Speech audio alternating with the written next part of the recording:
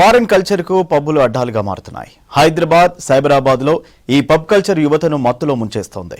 నిబంధనలకు విరుద్ధంగా కొన్ని పబ్బులు నడుపుతున్నారనే విమర్శలు కూడా ఉన్నాయి. పబ్బుల్లో ఫైటింగ్, డ్రగ్స్ కలకలం, అశ్లీల నృత్యాలు, మైనర్ల పార్టీలతో వివాదాలకు కేరాఫ్ గా మారుతున్నాయి పబ్బులు. సిటీ పబ్బుల్లో వారానికో రచ్చ బయటపడుతూనే ఉంది. హైదరాబాద్ పోలీస్ కమిషనరేట్ పరిధిలో 62 పబ్బులున్నాయి. వీటిలో 70% పబ్బులలో రాజకీయ నాయకులు, వారి వారసులు పెట్టుబడులు పెట్టారు. ఇక సైబరాబాద్ లో 51 పబ్బులు నడుస్తున్నాయి. పబ్బుల్లో డ్రగ్స్ వినియోగంపై పోలీసులు నిఘా పెట్టడంతో కొన్ని మూసేస్తున్నారు. Eagle team, narcotic bureau, task force పోలీసులు రెక్కి నిర్వహించి డ్రగ్స్ గుట్టును రట్టు చేస్తున్నారు.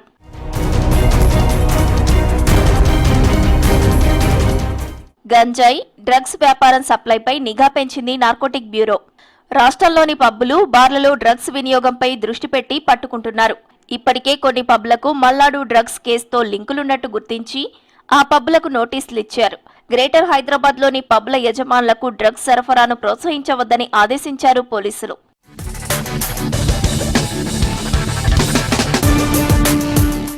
ఇప్పటికే కొన్ని పబ్ల ఓనర్లపై కేసులు నమోదు చేశారు పోలీసులు. Kwak pub Rajasekhar, Kora pub Prithvi, Broadway pub owner Rohit పై కేసు నమోదు చేసి విచారణ చేపట్టారు.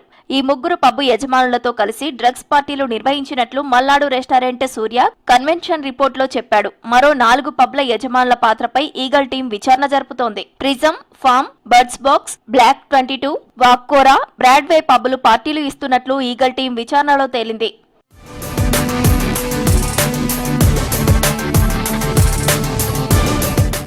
పబ్బులపై నిఘా పెట్టారు. డార్క్ నెట్ అడ్డాను క్రాక్ చేశారు హైదరాబాద్ పోలీసులు. కొన్నాళ్లుగా డ్రగ్స్ తీసుకుంటున్న 17 మందిని అరెస్టు చేశారు. ఒత్తిడి తట్టుకునేందుకు కొందరు, సరదా కోసం మరికొందరు డ్రగ్స్ తీసుకుంటున్నట్లు గుర్తించారు. దీంతో సమాజంలో ఉన్నతంగా జీవిస్తూ డ్రగ్స్ కు అలవాటు పడుతున్న ప్రొఫెషనల్స్ ను బయటకు తీసుకొచ్చారు పోలీసులు.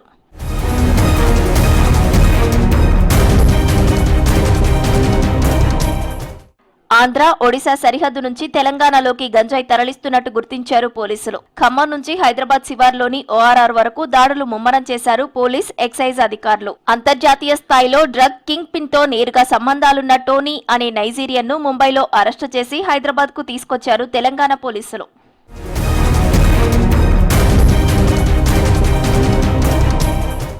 డ్రగ్స్ మాఫియాను అరికట్టడానికి టెక్నాలజీ కూడా ఉపయోగిస్తున్నారు పోలీసులు. డ్రగ్స్ సరఫరాపై వివిధ రాష్ట్రాలతో సమన్వయం చేసుకుంటూ ఆపరేషన్స్ చేస్తున్నారు. Drug offenders profiling, analysis and monitoring system ను రూపొందించారు. ఇందులో డ్రగ్స్ కేసులో పట్టుబడిన వారి వివరాలతో డేటాబేస్ తయారు చేస్తున్నారు. రాష్ట్ర సరిహద్దుల్లో చెక్ పోస్టుల్లో నిఘా పటిష్టం చేశారు పోలీసులు.